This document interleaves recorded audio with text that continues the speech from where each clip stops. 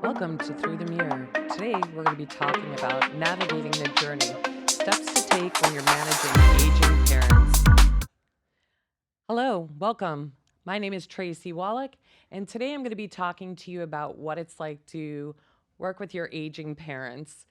This topic is near and dear to my heart as a month ago, I got a call from my mom in the morning and she said, "Your father fell down the steps." Have any of you ever received a call from your parents saying something has happened? Now, mind you, in the back of my mind, I'm thinking, how many steps did my father fall down from? In their house, they have, I believe it's about 15 steps.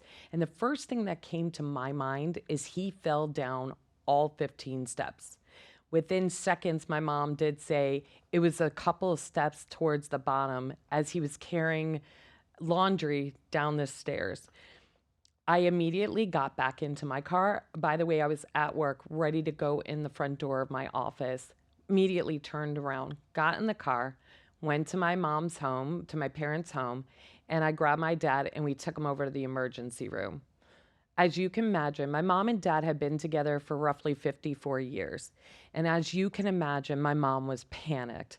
She didn't, it's the first time that my dad had this accident. And my parents, my father is definitely the patriarch of the family. He's the one we call and go to when we have emergencies. So my mom was in complete utter panic because she's usually the one that has the challenges that my father takes care of. So we bring him to the emergency room, during which time, and let me back up a little. My brother and I had my conversation with my parents probably a few months prior in July. And we had talked to them about the importance of setting up like an advocacy or a care. When I say care, I'm referring to in legal terms, where it would be a healthcare advocate. So if something should happen to my parents, emergency wise, while we're living here, I would be able to take care of them. I'd be able to call the doctors, get any information needed, call the healthcare company, make sure they're covered medical, so on and so forth. We had that conversation in July. And even prior to that, but my parents like flat out refused to even talk about it. They didn't want to delve into it. And my parents are both in their late 70s. And like anything else, I feel the reason why they didn't want to do it is because then they had to admit that they're getting older. And when you get older, that means you may not be dependent on just yourself. You may have to be dependent upon your children.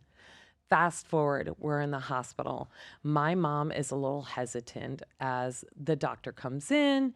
She starts talking to my dad about what's going on. And my mom is sitting there, tears in her eyes, upset and panicking. Rightfully so. 54 plus years together and married. I can't imagine what I would do under those circumstances.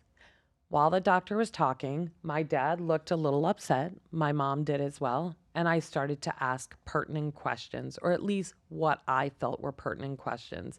And my questions were, what is the next step? Let's not jump to conclusion. The information the doctor's giving, I wanted to know what happens next. And I started to take him slowly down the next steps, the next process. So, in doing so, I wasn't aware of what was going to come next.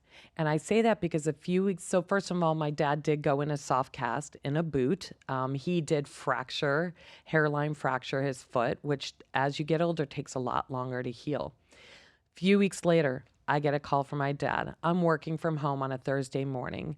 And my dad said, "Hey, Tracy, are you at home today or in the office?" I said, "I'm at home." He said, "I need you to come get me." And he shared with me something else that was going on with him. I said, "No problem, Dad. I got you." On my way to my dad's, I call my boss, just let her know what's going on. And I proceed to my father. I take him and my mom back to the emergency room. And at this point in time, there's a couple things going on that really shocked him and shocked my mom, shocked all of us. And so at that point, once that took place, and I don't want to go into too much personal details, obviously, for the sake of my parents to keep things private, but I will tell you from that point on, there were a lot of doctor's visits I had to take. And I'm so grateful for my job and my company that I work for. I did make up time. I did have to take some time off, but my family, my company's family, they're very flexible and it allowed me to do so full well knowing that I was the only one here in South Florida area that can take care of my parents. So in going through all this, I'm going to take a look at my notes because I came up with 5 steps I feel that you may benefit from, and if not, maybe it'll help you to understand where your role is at this point in time when you have aging parents. So step 1 is recognizing the signs of aging. Everyone ages differently and at different points in time. For some, it may be some physical issues. In this case, it was mobility difficulties, my dad injuring his foot. In some cases, with other parents, it's eating or sleeping habits change. They can have cognitive changes with memory loss, confusion, or difficulty with decision making. In this case, you got to be careful with that too. When we say cognitive changes, I'm young and I have a little bit of memory loss, and some of it has to do with hormones. For women, especially when you may be going through perimenopause or menopause, you may have some memory loss. In other cases, if you're stressed out at your job or you have multiple things happening that's causing high levels of stress, that too can affect your memory. So it's just being aware. And this is something that you would be aware of over time. Another one is emotional shifts. Depression, anxiety, or withdrawal from social activities. These are all areas that I started to see in my parents. Understand when it's time to consider helping them, and even if your parents are resistant to it. Again, be very sensitive to your parents, or even if it's aging family members that aren't your parents, cousins, uncles, aunts, so on and so forth. Just make sure you're being very sensitive to it. This is a touchy subject. They're aging. They don't want somebody to manhandle them or woman handle them in that case. They want someone who will care about them and still listen to them and what their needs and wants are. Next step, start the conversation early. My brother and I did start the conversation early, and we were met by resistance from my parents. And it's funny because when I started to talk to my mom about this in the hospital, what I tried to do is reassure her that my role advocating for my parents wasn't to take over what was happening with my father. It was to support my mom and dad together with decisions that they had to make. So it wasn't me saying, Dad, you're going to do this and you're going to do that. And Mom, you need to do this. No. Instead, it was, Mom, I know what you're going through. I hear you. I know how upset you are. How can I help you? What can I do to help you? For my mom, it was fear that I was going to take over. By sitting there and really, really talking to her genuinely and letting her know that I'm just there to support her, I'd like to believe that helped out. So, with the step 2, starting the conversation early, it's about being empathetic and listening to your parents' concerns or the elderly's concerns or the aging parents' concerns and involve them in the decision making. So, if it's forming a will and what their desires are, whether they want to be buried, whether they want to be cremated, really listen to them and listen to them without emotion. This is the toughest part. So I'd like to say, and from what I remember, my brother is not one that can handle the emotional side of it. It's too much for him to sit down and have that conversation with my parents. Whereas I believe it comes a lot easier for me. Yes, they're my parents. Yes, it is very emotional watching my father hurting and not being able to take care of instances where he's always been able to. However, I know my father does not need me to be an emotional wreck. My father needs me to be very aware of what the doctors are saying and being open to listen and hear so that I can ask the questions they may not be thinking of. That was my role. Encourage open discussions about your wishes for their long term care, finances, and living arrangements. In this case, finances, I'm not good at. I'm the first one to admit if there is money in my pocket, I will spend it. I will give it away to anybody in need. It's just not my forte. My brother, on the other hand, he's fantastic at finances. So this was a conversation with my parents to say, look, you live closest to me. My brother lives in Michigan. My sister lives up in Vero Beach. So I am within 10 to 15 minutes from my parents. It makes sense for me to be their healthcare advocate. And it makes sense for my brother, who is financially stable and understands what it means to save in the flow of money, for him to look at the financial side and set boundaries.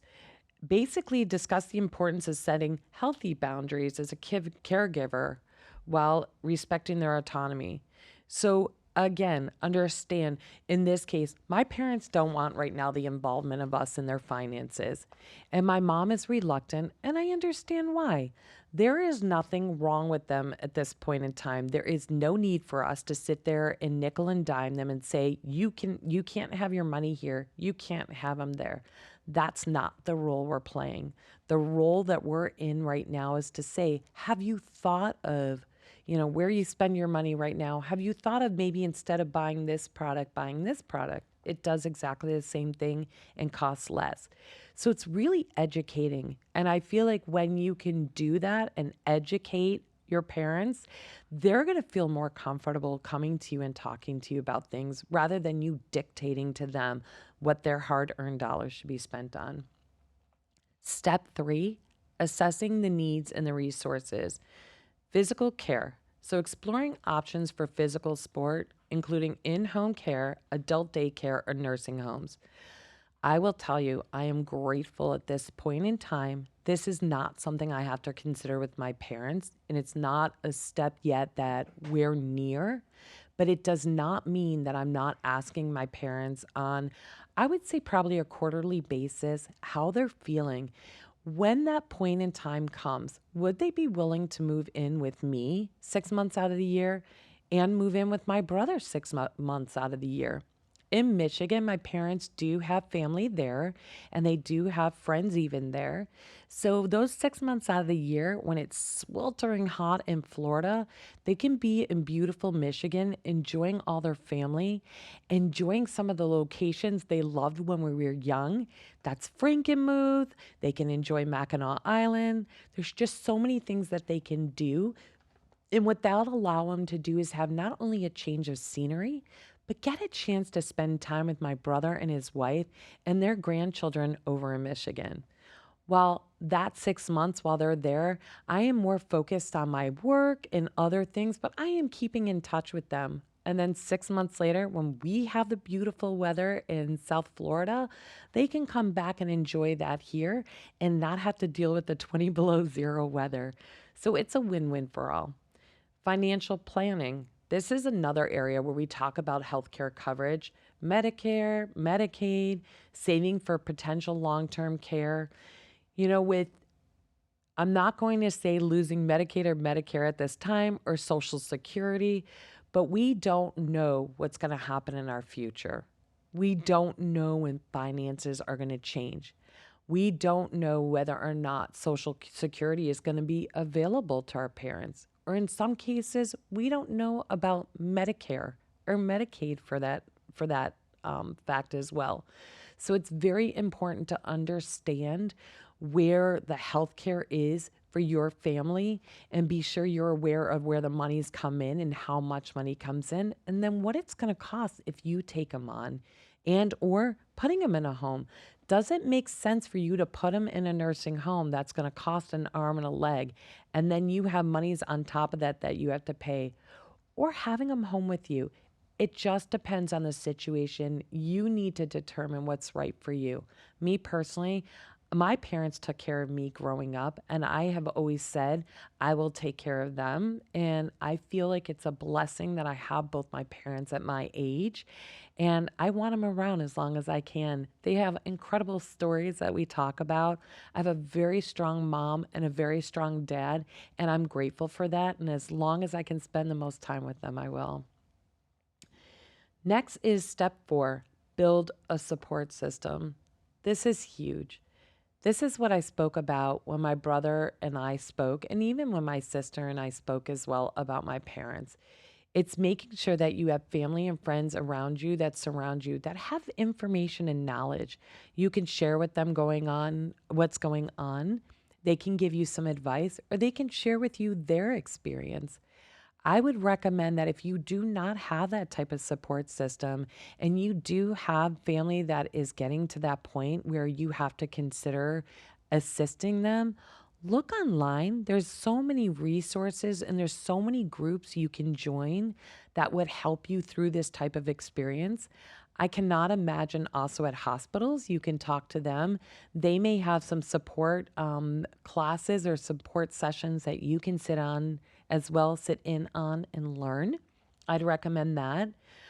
Don't try to do it alone. The hardest part this past couple months, I would say, is I had, I, I'm going to say I had to do it alone, but I really didn't. I have a wonderful boyfriend that was available to me, his sister that was available to me, my beautiful, wonderful daughter that was available, even my ex husband that was available. All of them said anything that my parents need, they're available to help. I did not take him up on it as much as I could and should have, and it did stress me out. But for me, these are my parents.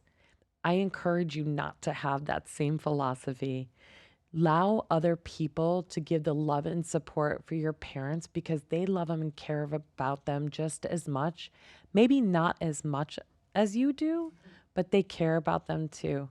Reach out, get a good support system.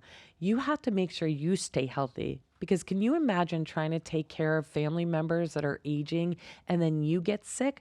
Number one, who's going to take care of them then? And who's going to take care of you? So it's best just to get the support you need. Support groups, as I mentioned, this is a great way to do. Reach out, talk to other people. Even then, you may build friendships with them and you two could support one another to get the help you need as well. And then self care. And I brought this up. Physical care is important, but mental care is even more important. During that time, I think I mentioned in a past podcast, I love to journal and I love to meditate. It helped me a lot during this process this past couple months. What it did is allow me to take a deep breath and think, what would my parents want me to do? How can I show up for them and help them? And in my mind, it was when my mom is talking to me about her fears, it's not saying, Mom, get over it. Dad needs you to be strong. No, it was, Mom, I want you to share with me. I love you. I care about you. Let me hear you out. And it's me taking it in and understanding how to separate my thoughts and my feelings and my strength from being vulnerable for my mom and allowing her to say what she needed to say. And I will tell you, for the first time I did that in the hospital, I actually allowed my mom to open up and I got emotional with her. That is very rare. It's very rare for me. I am much more like my father, where we're very strong. And I'd say I'm probably a lot more like his side of the family with that. But I feel like by being that way all the time, it doesn't allow the vulnerability. And then it won't allow my mom, it won't give my mom permission to be open and share her sadness with me or her vulnerability with me. So I would say no matter what, if you can, meditation is great, taking deep breaths, but allow people to just be open and speak. And know sometimes you don't always have to be the strong one. You can release that with the people that you love as well.